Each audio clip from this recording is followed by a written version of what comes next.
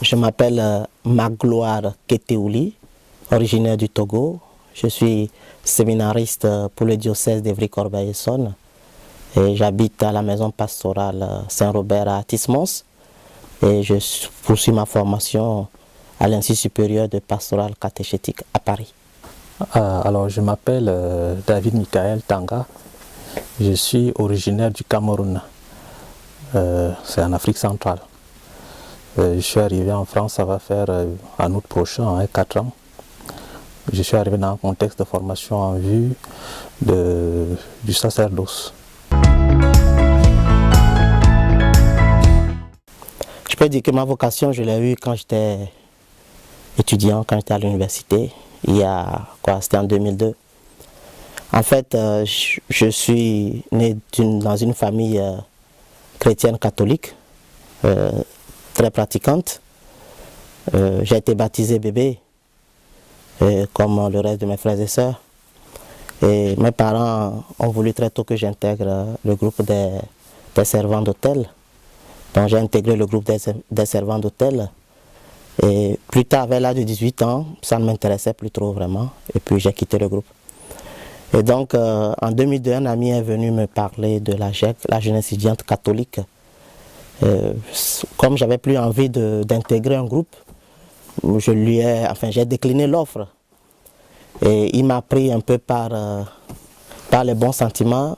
Comme beaucoup d'étudiants à l'époque, j'aimais beaucoup faire la fête. Et donc il m'a pris par les bons sentiments et il y avait une fête qui était organisée à la plage avec les gessistes. C'est comme ça que j'ai découvert la GEC. Et j'y suis allé et j'y suis resté. Et tout est allé vite en fait. L'année qui a suivi, donc en 2003, j'ai intégré le groupe de la GEC à l'aumônerie universitaire. Et après, j'ai repris, je me suis beaucoup investi dans les activités à l'aumônerie, à la GEC, au groupe des servants d'hôtel de l'aumônerie universitaire, aux différents camps qui étaient organisés par les frères de Saint-Jean qui s'occupaient de l'aumônerie universitaire. Et plus tard, enfin, je sentais de plus en plus en moi quelque chose qui m'attirait vers la vie des frères de Saint-Jean. Les frères de Saint-Jean, ils sont plus connus sous le nom de Petit Gris ici en France. Et je m'y sentais bien. C'est-à-dire que, au-delà du plaisir, il y avait une réelle joie de partager cette vie, cette recherche de vérité avec eux. Ces moments à l'aumônerie, ces camps, ces temps de prière, ces temps de recherche philosophique. Donc voilà, et de plus en plus, il y avait comme quelque chose qui m'attirait. J'ai jamais fait de groupe vocationnel. Et donc l'année qui a suivi, en 2004, quand j'ai fini mes études, bon, l'appel était tellement fort, j'allais dire, que voilà, j'ai voulu donner ma vie à Dieu. Et de 2004 à 2015, j'ai été parmi les frères de Saint-Jean. Et voulant aller jusqu'au bout de l'aspiration que j'avais à servir le Seigneur et ayant une visée plus missionnaire et que j'étais en France, c'est comme ça que j'ai frappé à la porte du diocèse d'Evry. Et depuis juillet 2015, je suis dans le diocèse où je poursuis ce désir de servir l'Église et servir mes frères et sœurs. L'histoire de ma vocation, en gros, quand j'y pense, c'est un peu comme l'histoire d'un couple, c'est comme l'histoire d'une vie amoureuse. On ne sait pas comment ça commence et parfois on a tendance, quand on y pense, à se dire que c'est peut-être fou. Ma vocation est née des mains de ma maman en fait. Parce que tout jeune, il est peut-être bien de préciser que je suis dans une fratrie de 9 enfants. Donc tout jeune déjà, je suis le deuxième des garçons, parce que ma mère n'a eu que 2 garçons, avec mon papa justement. Et je suis le 7e des 9. Et j'ai tendance à assimiler ma vocation un peu à l'appel du petit Samuel, dans l'Ancien Testament, le premier livre de Samuel. Sa maman qui voulait à tout prix avoir un enfant qu'elle a voulu remettre à Dieu. Donc je suis un peu le genre d'enfant dont le parent a voulu faire don à Dieu. Et ma maman n'a pas hésité déjà très tôt, à mon bas âge, j'étais encore dans mes études primaires, à me courtiser un peu dans cette direction-là. Et vous imaginez un petit enfant qui est au CM1, CM2, peut-être mieux encore un peu plus tôt, il ne voit pas trop les enjeux. Il le fait tout simplement pour faire plaisir à maman, parce que bon, un petit garçon, ça a généralement aussi une affinité particulière avec sa maman. Donc c'est comme ça que je suis inscrit dans des études secondaires, dans un établissement qui forme spécialement avec une orientation en vue du sacerdoce. Ça s'appelle chez nous un petit séminaire. Donc c'est là que j'ai fait mes études secondaires. Et le temps de mes études secondaires, donc j'ai la possibilité de mûrir donc ce choix dont vous me faites prendre conscience ma maman. Et ce qui est important de voir aussi, c'est le mystère qui se trouve dans la chose. C'est-à-dire, on évolue un peu comme dans un clair-obscur. Il y a des moments où on est convaincu que c'est ce qu'il faut pour nous. À un autre moment, on se dit non, peut-être pas. On n'est pas fait pour. Et dans mon contexte, ceci a été peut-être aidé par le fait que mon papa et ma maman ne s'entendaient pas forcément sur la question. Ma maman le voulait, vraiment, elle était à fond, comme on dit. Et mon papa voyait que j'étais trop intelligent pour faire le prêtre. Ça allait être du gâchis, quoi. Il voyait en moi un très bon administrateur, un homme politique, sinon un homme d'affaires, un économiste. Il se disait, mais pourquoi il va devenir prêtre? Et il y a donc eu une guéguerre, hein, parfois même un peu ouverte, entre mes parents sur cette question. Ce qui a bien forcément eu des impacts sur moi. Mon papa a une certaine autorité, un certain charisme. Ça a eu de l'impact sur moi. Et en gros, après mes études secondaires, après mon baccalauréat, j'ai décidé d'aller faire des études profanes. Je me suis inscrit en géographie et j'avais déjà là un projet de faire soit une carrière de fonctionnaire international, ce genre de choses. Je voulais me spécialiser en démographie. Donc je me suis mis en géographie et j'ai fait 3 ans d'études de géographie. Mais pendant que je fais dans ces études-là, j'ai le temps de mûrir et de m'approprier moi-même la décision. Parce que, vous imaginez bien, à cet âge-là, on vit un peu par procuration et on décide aussi par procuration. J'ai décidé en faveur des humeurs de mes parents. Mais le temps de mes études de géographie, j'ai peut-être aussi eu l'avantage, il faut peut-être le dire, je ne sais pas s'il faut dire que c'est un avantage, d'avoir connu un prêtre qui était un ami en fait, et qui me suivait. Et le temps d'une conversation qui profitait pour me dire, dis donc, je vois en toi un bon prêtre. Hein. Et même parmi mes camarades à l'université, certains de temps en temps me disaient, dis donc, tu fais quand même un peu prêtre hein, sur certaines questions. Et ça ne me laissait pas indifférent, ça m'interrogeait tout ça.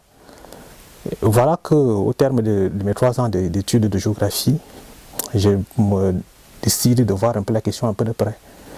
Et je change de filière et je m'inscris en philosophie pour essayer d'étudier un peu la question de près. Et il y a eu donc ce changement de cap et mon papa n'a pas compris pourquoi.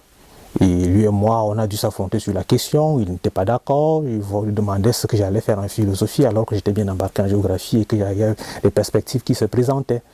Mais finalement, je crois que c'est à partir de ce moment que j'ai commencé à prendre moi-même à bras le corps la décision, à m'approprier la décision.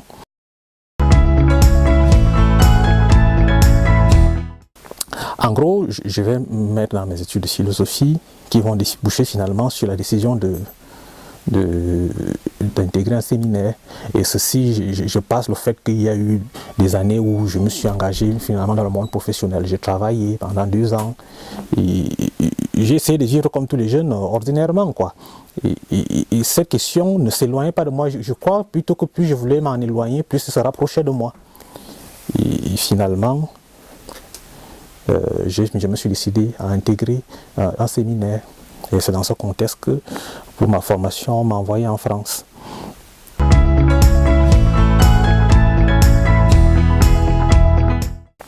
Et il est important de noter quand même que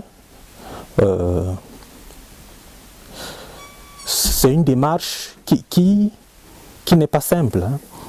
À chaque fois, quand on s'en éloigne, ça se rapproche de nous, et quand on s'en rapproche, on a plutôt l'impression que c'est elle qui veut s'éloigner de nous. C'est-à-dire qu'une fois que j'étais rentré au séminaire, il m'arrivait de me demander, mais qu'est-ce que je fais ici en fait? Est-ce que je suis sûr que je suis normal?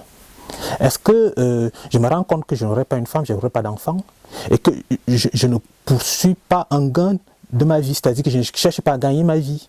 Je n'aspire pas, par exemple, à être riche comme d'autres bonnes personnes. Est-ce que je me rends compte que je m'engage dans un système de vie qui sera un peu, diraient les gens aujourd'hui, un peu hors norme, hors série? C'est des questions qui ne laissent pas indifférents. On se rend compte de plus en plus que, comme dit l'Évangile, on est dans le monde mais sans être du monde. Ça donne un sentiment de déconnexion. C'est des questions qui nous reviennent tout le temps et qui ne nous échappent pas. Cependant, au fond, il y a de la joie dans ce qu'on fait. On découvre beaucoup de joie, beaucoup de bien-être. Et je crois que c'est ce qui reste de toutes les interrogations que j'ai quand elles m'arrivent, que chaque fois qu'il me faut réfléchir sur la question, surtout le facteur aggravant qui est le mien aujourd'hui, d'être dans un contexte de quelqu'un qui est dans un pays qui n'est pas le mien, d'étranger. Je suis loin des miens. C'est un contexte peut-être aussi aggravant. Mais la rencontre des personnes, aussi diverses, aussi différentes qu'elles soient, la facilité à se faire des amis, la facilité à rencontrer des personnes, la vie même au quotidien de ce que cela représente procure beaucoup de joie et beaucoup de bien-être. Et je crois que au fond, le bonheur, si il fallait le définir, c'est la quête du bien-être. Et quand on est bien dans quelque chose, on ne voudrait pas le quitter. Et c'est déjà primordial, ce n'est pas l'essentiel, mais c'est déjà primordial, c'est la base. À côté de ça, il y a la vie de prière qui nous instruit, et qui nous formate et qui nous soutient, et qui est quelque chose de très important qui manque de plus en plus dans le monde dans lequel nous sommes aujourd'hui. À oser le courage de proposer la différence. C'est ça qui nous donne la force et qui nous tient. Et ce n'est pas de notre propre force que nous tenons, mais je crois qu'il y a comme une force invisible qui nous tient. Et en gros, si je pouvais présenter ma vocation, elle tient un peu à tout ça, des zones d'éclaircissement et des zones d'ombre. Évoluer. Et je me disais au début que c'était peut-être lié au fait que j'étais encore novice, je venais d'entrer dans la vie, dans la décision, et puis ça allait se clarifier avec le temps. Mais non, je me rends compte que plus j'évolue, plus ces certitudes-là demeurent quoi. Et on dirait qu'elles ne bougent pas beaucoup. Et ça amène quand même à réfléchir. Mais en même temps, on se rend compte qu'on évolue quand même, on continue de faire la marche, poussé par une certaine force, une certaine énergie. Je ne saurais comment le dire, mais je sais que la prière y est pour beaucoup. La prière nous porte beaucoup dans ce choix-là. Et que, Dieu merci, les gens qui sont autour de nous nous encouragent et nous soutiennent et nous donnent l'envie d'y croire. Et en gros, ma vocation, voilà comment je pourrais la présenter, une vocation qui tient dans une forme de mystère.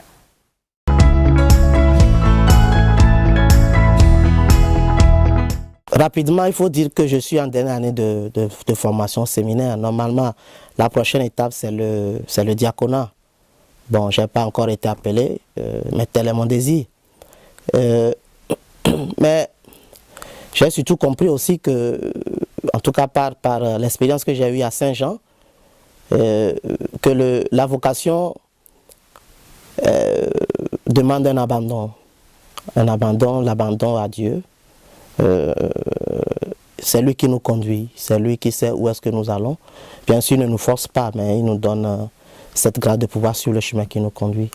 Donc, la prochaine étape, je vais dire que c'est le diaconat, mais je suis aussi abandonné dans ce qu'il voudra de moi. Et comme je finis mes études, sûrement je serai dans une paroisse, je ne sais pas encore où, mais c'est une nouvelle expérience qui commence aussi, quoi. C'est pouvoir être plus proche des paroissiens, c'est pas juste les études, c'est l'occasion aussi de pouvoir mettre en œuvre ce que nous avons appris, ce que j'ai appris. Et puisqu'on continue toujours par apprendre, il faut bien confronter ce qu'on a appris avec la réalité. Donc la prochaine étape, c'est le diaconat. La prochaine étape sera l'apostolat, j'allais dire à haute dose. L'apostolat à fond. La prochaine étape, c'est vivre avec ceux vers qui je serai envoyé. Même si chaque week-end, Monseigneur a voulu que nous soyons en insertion pastorale dans une paroisse. Donc, du coup, on le vit déjà un peu, mais là, on sera vraiment plein dedans. Voilà. Pouvoir vivre ma vie de prêtre telle que je l'ai voulu depuis longtemps. Je suis en train de terminer mon baccalauréat de théologie à l'Université catholique de Paris. Et c'est normalement l'étape finale de la formation. L'étape après laquelle on se prépare maintenant pour les ordres. Les ordres, il y a le diaconat déjà. Pour moi qui vais être prêtre, c'est une étape obligatoire, le diaconat. Et puis le presbytérat. Après diacre, je serai ordonné prêtre. C'est important quand même aussi de dire que quand on se rapproche de cette échéance, ça fait quand même quelque chose, quoi. Ça fait, on se dit, voilà, on va faire le pas décisif, le pas après lequel on ne pourrait plus faire marche arrière. Et ça, ce n'est pas quelque chose de simple. Et moi aujourd'hui, je dirais à quelques jours et à quelques semaines de cette échéance, je suis un peu, je le vis un peu dans la foi et dans la prière. Parce qu'on se rend compte que finalement, on évolue vers quelque chose qui nous dépasse. Quelque chose qui est entièrement plus grand que nous. Dire qu'on est prêtre et que pendant qu'on célèbre la messe, on la célèbre en lieu et place du Christ lui-même, prêtre. C'est quelque chose qui me dépasse, quoi. Et je me demande si moi, la pauvre personne que je suis, elle puisse être digne de le faire. Et plus avec tout ce que ça comporte comme exigence. Voilà, je suis tout simplement dans l'admiration. Voilà.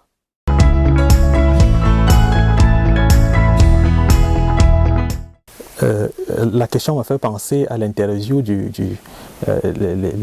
nouvel évêque qu'on vient de donner à Gap, au diocèse de Gap et Embrun, qui, quand on l'interviewait sur sa nomination, disait « Oh, c'est déjà devenu dangereux aujourd'hui d'être évêque, hein. Avec les temps qui courent, ce n'est plus simple, ce n'est plus une question simple. » Ce qu'il dit est une chose, mais en même temps,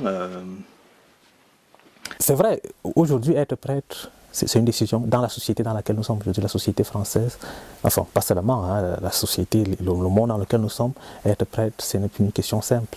C'est même à un moment donné avancer parfois vers le martyre, au propre comme au figuré. Mais en même temps, le monde a besoin de nous. Le monde a besoin de nous. Le monde a besoin de ce témoignage de différence, de ce témoignage d'une vie donnée entièrement. Parce qu'être prêtre, ce n'est pas comme une fonction ordinaire. Quand on est avocat, on a ses heures de barreau, et puis à un moment donné, on a sa vie de famille, et puis on a sa vie privée, sa vie publique, j'ai envie de dire. Le prêtre l'est à tous les moments, partout où il passe, à toutes les heures, parce qu'il est sollicité à tout moment, et il est supposé répondre toujours présent à tous les appels qui lui sont adressés. Et il n'y a pas un moment de sa vie où il cesse d'être prêtre. C'est, comme on dit, c'est un sacrement qui revêt toute sa vie et tout son être. Donc on ne sait plus distinguer dans sa vie ce qui relève de la vie privée, ce qui relève de la vie publique. En même temps, c'est un homme public. C'est ça aussi qui fait peut-être aussi la difficulté de notre monde, dans notre monde d'aujourd'hui. Être prêtre a des enjeux très importants. À un même moment, les gens nous font savoir le besoin qu'ils ont de nous avoir. Et la joie même aussi qu'ils ont de nous avoir. Et c'est tout ça qui nous porte. Et on est porté donc aussi par notre prière personnelle et par la prière du peuple de Dieu qui nous supporte et qui nous accompagne.